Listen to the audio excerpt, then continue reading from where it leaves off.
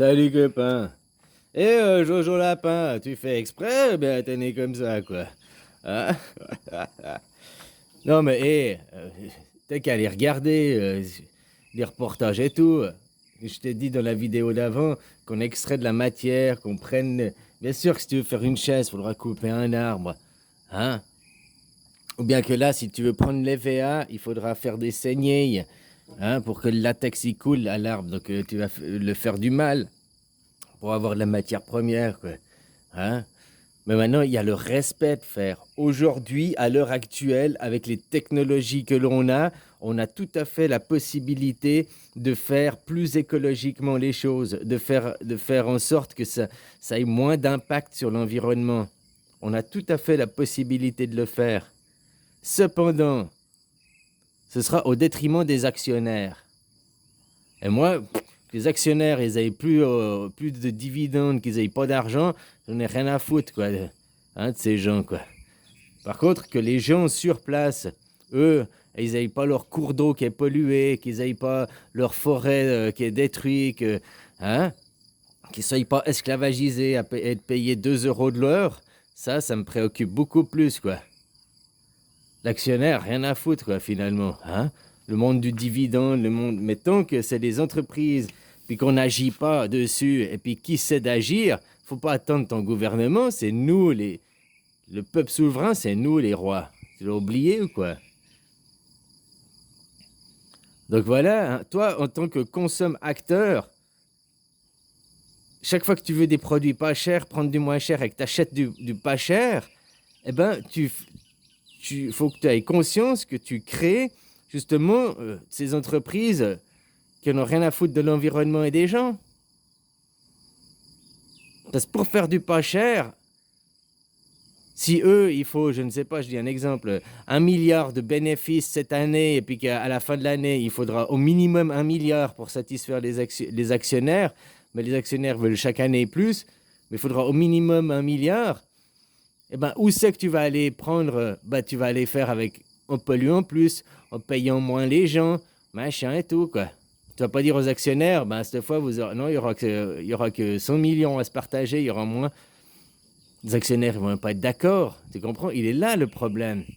La façon de penser des gens, la façon que les gens et les consommateurs sont aussi responsables. Il n'y a pas que les entreprises, Si vous étiez aussi d'accord de payer le produit à son juste prix, puis que tout au long, l'environnement soit respecté, que les gens sur place soient respectés, qu'il n'y ait pas de destruction le moins possible. Aujourd'hui, à l'heure actuelle, on peut tout faire, quoi. Mais les gens préfèrent croire des propagandes, préfèrent croire Pipoland, quoi. Comme avec le CO2, quoi. Faut qu'on arrête le monde du pétrole, faut que si... Je sais pas si tu sais que toute l'industrie de la chimie est basée sur le pétrole, quoi. Enfin, pas toute la chimie, mais une grande partie. Les engrais que l'on fout dans le sol qui rendent les sols stériles à cause de l'agriculture intensive, qui sont extraits aussi de pétrole, qui viennent aussi de... Donc il n'y a pas que, comme je te dis, on fait chier les 3% de gens en disant c'est de votre faute le CO2, c'est de votre faute le réchauffement, mais on fait rien pour que les agriculteurs arrêtent de foutre des engrais, rendre les sols stériles. On fait rien pour les paquebots ou le fret là, qui transporte de la Chine à chez vous. On fait rien pour les entreprises. Les entreprises ont dit ah ben c'est pas grave, on a créé la taxe carbone. T'achètes une taxe carbone et puis comme ça après tu peux faire je suis une entreprise label vert.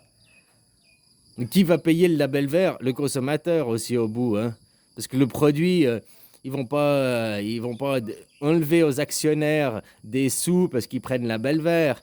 Par contre ils vont augmenter le prix du produit, donc le consommateur va payer le label vert. C'est ça les aberrations, c'est ça les... Et on a le pouvoir. Puis ces entreprises, c'est quoi, les multinationales, machin, c'est toujours des riches, des riches, des riches, quoi. On parle d'arrêter le pétrole, puis tu vois l'entreprise Total l'année passée, je sais plus quoi, sur les je sais plus combien de milliards de bénéfices, ils ont 45% du bénéfice, si je me trompe pas, je sais plus les chiffres, c'est hallucinant, a été remis pour trouver des nouveaux gisements de pétrole. Ça n'a pas été mis pour trouver des énergies alternatives, ça n'a pas été mis dans l'éolien, ça n'a pas été mis dans... Hein? Non, pour trouver des nouveaux gisements de pétrole. Donc il faut qu'on arrête aussi de se foutre la gueule du monde. Hein? Extraire le pétrole, ça pollue, machin, on en a besoin et tout. Il y a des pipelines, ils ont des fuites. Le pipeline entre l'extraction du pétrole à la raffinerie, machin et tout, il y a 20% de perte de pétrole, quoi. Mais arrêter le pipeline pendant 6 mois pour le réparer, pour qu'il y ait zéro perte, non, ça coûte trop cher. Donc on laisse qu'il y ait 20% de perte. Donc pollution aussi, hein, pollution des nappes phréatiques, pollution, quoi. Tout ça parce que c'est le monde du business, du rendement. Il faut toujours du rendement, du retour sur investissement, au détriment des gens et de l'environnement. Voilà, donc les possibilités pour extraire plus dignement et respectant les sols, en respectant des écosystèmes. Bien sûr qu'on risque toujours de détruire des écosystèmes ou certaines choses, machin et tout, mais on peut aussi recréer à côté, quoi. T'as le papier, par exemple, tu prends pour les papiers ou le bois Ikea, ça fait longtemps que c'est, je mets ça en guillemets, c'est-à-dire qu'ils coupent une forêt, là, en Suède, mais ils en replantent une à côté. Donc ce qu'ils coupent, ça coûte rien. Il y a autant d'arbres qui poussent que d'arbres qui sont coupés, quoi. Si tu vois ce que je veux dire. Donc c'est presque un cycle vertueux, je mets ça vraiment en guillemets, hein. Parce qu'après, pour faire le papier, il faut des produits chimiques, il faut plein de merde. Mais tu comprends, donc le bois qui coupe, il est replanté, quoi. Donc c'est presque s'il y avait zéro, c'était une balance à zéro presque.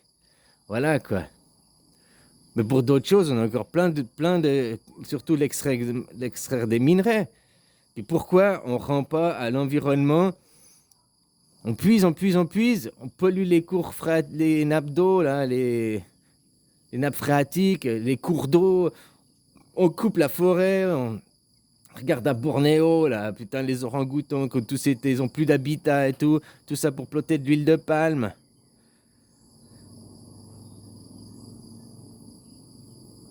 Je veux dire qu'il y a d'autres façons de faire, il y a d'autres machins, hein?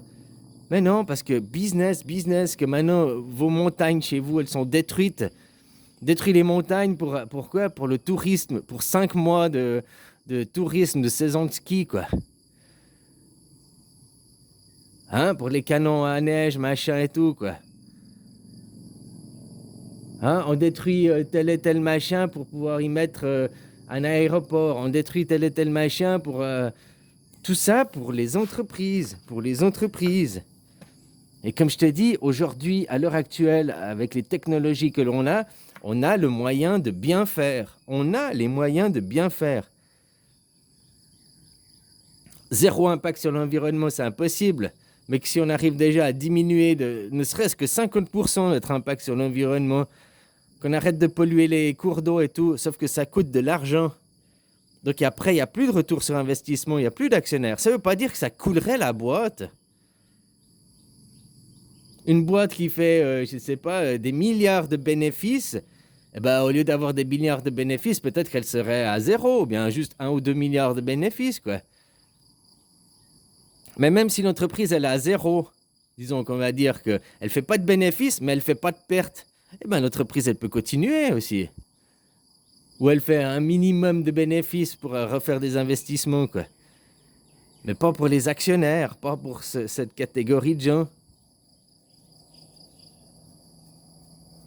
Eux ont qu'à aller travailler aussi, quoi. Hein? Tu comprends? C'est tout le système qui a à revoir. Moi, je dis que toute société qui extrait des matières premières doit être étatisée, quoi. Parce qu'une entreprise d'État, elle ne cherche pas le rendement, mais elle cherche à mieux faire les choses, à les faire bien. C'est-à-dire qu'une entreprise privée, elle s'en fout de faire les choses bien. Elle dit oh, combien j'ai d'amendes si je me fais choper? 5 milliards d'amendes à payer. Puis je dégage combien? 20 milliards de bénéfices. Bouf. Ouais, on va pas faire les choses bien. Si je fais les choses bien, je perds 10 milliards. Ouais, bah autant faire l'amende. Hein. Ça coûte moins cher de payer l'amende que de faire les choses bien, quoi. C'est-à-dire que c'est des fonds publics, des choses publiques, qui peuvent avoir des commissions publiques, hein, des contrôles publics. Et ben là, les choses sont tout de suite mieux faites aussi. Si ton entreprise elle est à zéro, qu'elle fait pas des milliards de bénéfices, mais qu'elle ne perd pas, bah, tu continues à créer de l'emploi, tu as des emplois, quoi. Il n'y a pas de problème de ce côté-là. Par contre, il n'y a plus le système des actionnaires. Puis ça, on n'a qu'à mettre tout ce qui est pour les matières premières, ça ne devrait pas être des entreprises privées, ça devrait être tout des entreprises nationalisées, quoi. Tout des entreprises publiques.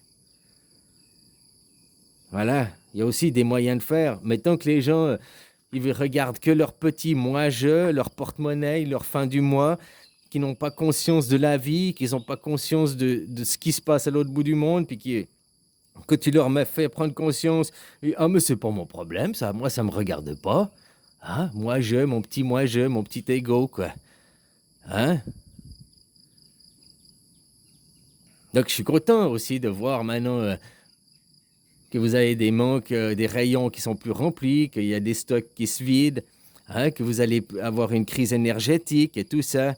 Comme ça, vous allez réaliser aussi qu'est-ce que c'est. Parce que toi, la crise énergétique, dis-toi que pour des pays qui sont en Afrique, des gens qui gagnent 2 euros de l'heure, la crise énergétique, elle est tous les jours, c'est leur quotidien depuis longtemps, quoi. Donc, goûter à leur quotidien, peut-être ça vous fera réaliser ce que c'est, quoi. Puis après, vous accepterez de payer les choses à leur juste valeur, que vous ne chercherez pas toujours moins cher. Hein? Puis que vous trouverez aussi que ce monde des actionnaires, c'est complètement débile. Hein? On fait des produits de moins en bonne qualité parce qu'il faut toujours que les actionnaires aient de plus en plus de dividendes. De qualité de produits, mais aussi sur la dégradation de l'environnement, sur la dégradation des conditions de travail des salariés, sur tout, quoi. Sauf l'actionnaire, lui, on lui donne toujours plus, quoi. Donc, il y a de quoi faire. Aujourd'hui, à l'heure actuelle, on a des moyens de faire, on a des moyens d'extraire du minerai en polluant, je ne sais pas combien de pourcents, mais peut-être 50% moins, quoi. Hein? En ayant moins d'impact sur les cours d'eau, en ayant moins d'impact sur l'environnement. On a des moyens, mais ça coûte plus cher. Et tant que ce sera un monde qui est basé sur l'argent, le rendement, le capital, la capitalisation, hein, de toute façon, le monde du capitalisme, il est mort. C'est mort depuis 2008, le capitalisme est mort, mais les gens, ils croient encore au capitalisme, quoi. C'est ça qui est hallucinant, parce qu'il y a la propagande. Ils cachent la merde. Et comme je te dis, maintenant, ils n'arrivent plus à la cacher, hein. C'est pour ça que vous avez aussi la hausse des prix. En fait, c'est pas une hausse des prix, c'est la perte de valeur de vos monnaies, quoi. Comme il y a eu avant la Deuxième Guerre mondiale. Parce que maintenant, ce qu'ils ont essayé de cacher depuis 2008, depuis 14 ans, là, 15 ans, eh ben, ça vous saute à la gueule, quoi. Ils n'arrivent plus à le cacher. Donc les gens, à force d'avoir la tête dans le guidon, puis ils on fonce droit dans le mur, ça fait 15 ans qu'ils auraient pu aussi réagir, qu'ils auraient pu dire non à ce monde, mais ça fait 15 ans qu'ils continuent à croire Pipoland. Hein? Oh, on peut rien faire, c'est comme ça et tout. Ben maintenant, vous allez vous prendre dans la gueule les graines que vous avez semées de votre inaction aussi. Allez, bisous, copain.